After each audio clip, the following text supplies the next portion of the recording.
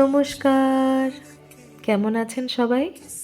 বৃষ্টির অপেক্ষা পেজটিতে আপনাদের সকলকে স্বাগত জানাই।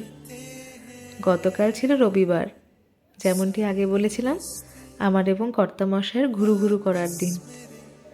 যদিও সকাল থেকে প্রচণ্ড বেশি বৃষ্টি হচ্ছিল কালকে, আজও হয়েছে, তবে কালকে যেন বৃষ্টিটা থামতেই চাইছিল না। সকাল 9টা-10টা অবধি অধীর আগ্রহে আমরা অপেক্ষা করলাম বৃষ্টিতে থেমে যাওয়ার, কিন্তু কিছুতেই বৃষ্টি থামবার কোনো লক্ষণ আমরা দেখছিলাম না। তাই ঘুরতে যাওয়ার প্ল্যানটা একবারে বাতিলই করে দিয়েছিলাম বলতে গেলে। কিন্তু যেই একটু 11:30-12টা নাগাদ বৃষ্টি ধরলো, অমনি দুজনে পক্ষীরাজ চেপে পেরিয়ে পেলাম ঘুরতে বেরোতে। গতকাল আমরা গেছিলাম গাজলডোবায়। গাজলডোবা হলো বিখ্যাত তিস্তা ব্যারেজের জন্য। এই যে একটি ব্রিজ দেখতে পাচ্ছেন, এই ব্রিজটি হালিতে খুব নতুনই তৈরি হয়েছে গাজলডোবায়। এই ব্রিজটি দিয়ে যাওয়া যায় ভোরের আলো বলে একটি জায়গায়। নিজে পার্সোনালি আমি এখনও অবধি ভোরের আলোয় কখনো যাইনি, তবে শুনেছি খুব সুন্দর জায়গাটি। বিভিন্ন ধরনের ভালো ভালো খাবারের দোকান থেকে শুরু করে সুন্দর সুন্দর প্রাকৃতিক দৃশ্য দেখার মতো জায়গা সবই রয়েছে। এই যে ঢুকে পড়লাম আমরা গাজলডোবায়। উপরে লেখাও ছিল ওয়েলকাম টু তিস্তা ব্যারেজ। সামনে যে দেখতে পাচ্ছেন সেটি হলো সোজাসুজি তিস্তা নদীর ব্যারেজ। আর এই যে বাদিক দিয়ে আমরা যে রাস্তা দিয়ে ঢুকছি, সেখানে বর্তমানে রয়েছে তিস্তা ব্যারেজের কন্ট্রোল রুম বা সুইচ গেট বলতে পারেন। সোজা রাস্তা দিয়ে চলে যাচ্ছিলাম এবং ডান দিকে তাকিয়ে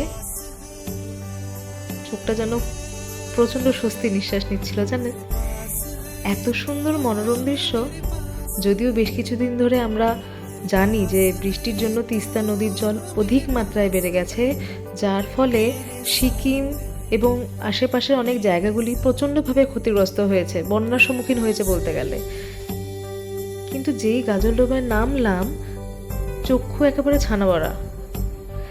মানে জানি যে তিস্তা নদী লাল সংকেতের মধ্যে দিয়ে যাচ্ছে, এখন রেড জোনের মধ্যে রয়েছে, ডেঞ্জার জোন, বাট সামনাসামনি দাঁড়িয়ে এই অপূর্ব দৃশ্যটি দেখতে কি যে ভালো লাগছিল সেটা আমি শব্দে বয়ান করতে পারছি না। জানেন তো, প্রকৃতির একদিকে যেমন ভয়ানক রূপ রয়েছে, সেই ভয়ানক রূপটি যে এতটাই মনোরম হতে পারে, এটা বোধহয় সামনে থেকে না দেখলে বোঝা যাবে না। মেঘলা করে রয়েছিল আকাশ, চারিপাশে ধুধু করা, মানে কি বলবো, খোলা জায়গা, অজস্র গাছ, আর সামনে তিস্তা নদী। দেখুন, ওই যে দূরে নীল রঙগুলো যেটা দেখতে পাচ্ছেন, সেটি হলো পাহাড়।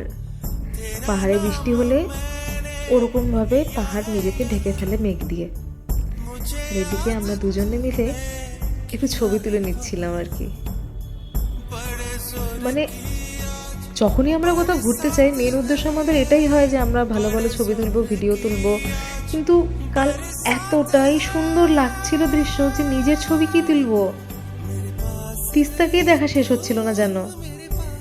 উপরে সাদা আকাশ, তার নিচে নীল সবুজ পাহাড়, এবং সামনে বয়ে চলছে হু হু করে তিস্তা নদীর জল। যেমনটা দেখতে পাচ্ছেন, অনেকটাই উঁচুতে বইছে, তিস্তার জল অনেকটাই বেড়ে গেছে, তবে তার সৌন্দর্যের কোনো মাত্রায় কমতি নেই। গাজলডোবা আরও বিখ্যাত এখানকার বেশ কিছু টি স্টল এবং ফুড স্টলদের জন্য।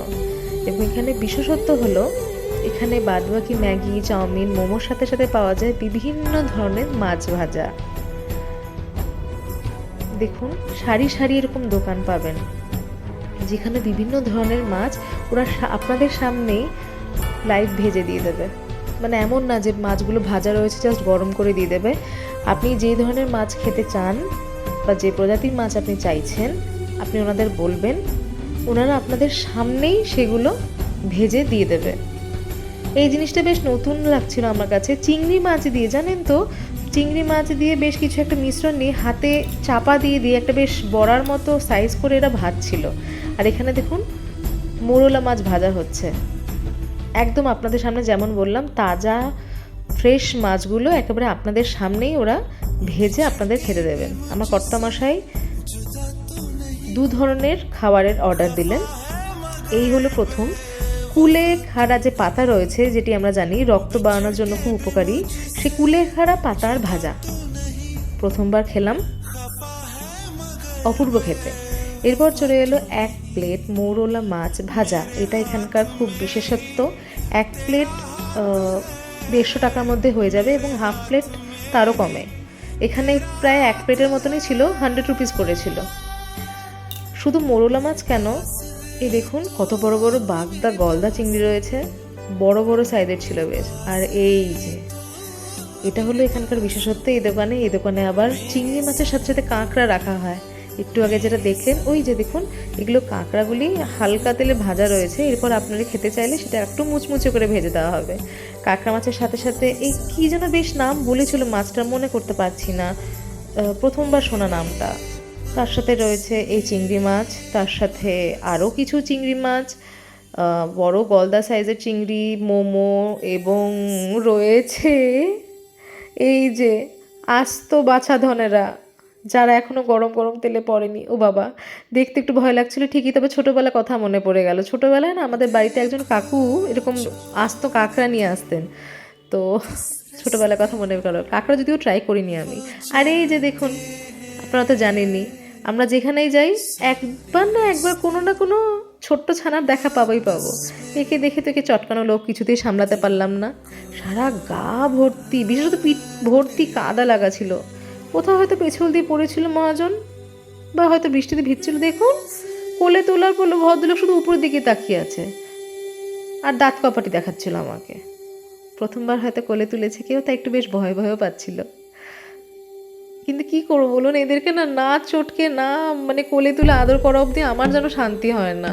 সে যেরকমই নোংরা থাকুক আমার তাতে কোনো যায় আসে না। যেমনটা দেখতেই পাচ্ছেন আমি একটা সাদা জামা পরে রয়েছি আর ও প্রচণ্ড কাদায় মাখামাখি করা অবস্থায় রয়েছে, বাট আমি ওকে কোলে তুলে নিলাম। আমি এগুলোর সাথে কোনো রকমভাবে কম্প্রোমাইজ করতে পারবো না। আমি প্রচণ্ডই ভালোবাসি এদের, আপনারা জানেন। যেমন এই দেখুন তিস্তা ব্যারেজে দাঁড়িয়ে তিস্তার রূপ, ওই যে দূর অবধি যতদূর দেখতে পাচ্ছেন ততদূর রয়েছে তিস্তা ক্যানেলের ব্যারেজটা।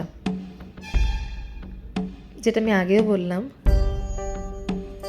ভয়ঙ্কর রূপে হোক বা সুন্দর রূপে হোক, প্রকৃতি সবসময় আমাদের অবাক করে। এই তিস্তার জল যখন একদিকে যেমন সবাইকে ব্যতিব্যস্ত করে তুলছে, ক্ষতিগ্রস্ত করে তুলছে, তেমনি কিছু কিছু জায়গায় মানুষকে শান্তি উপভোগ করাচ্ছে এই দৃশ্যগুলি দেখিয়ে। যেমনটা কালকে আমরা হলাম, খুব সুন্দরভাবে কালকে দিনটা কাটলো জানেন। আজকের মতো ভিডিওটা তবে এখানেই থাক। আশা করি আপনাদের ভিডিওটি ভালো লেগেছে। যদি ভালো লাগে অবশ্যই একটি লাইক করে দেবেন। সবাই খুব ভালো থাকুন, সুস্থ থাকুন। আজ তবে আসি।